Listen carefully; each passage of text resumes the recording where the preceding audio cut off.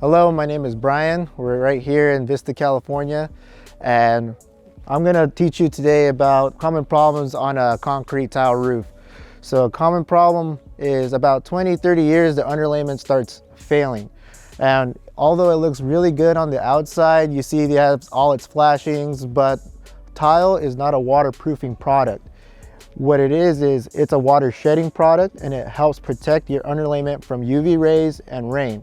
Throughout time, most of the time, the common underlayment on these roofs in specific is asphalt-based and oil-based underlayment.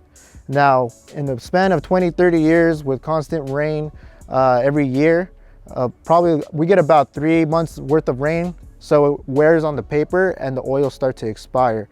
And then what goes on is it starts deteriorating little by little, especially on these flat tiles where when water enters behind the tiles, it'll hit the flat section and it'll wear the paper, and then that's how you get a leak.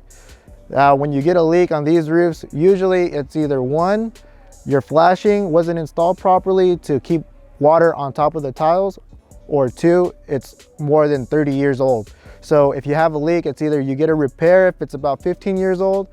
If it's 30 years old, we do recommend replacing it.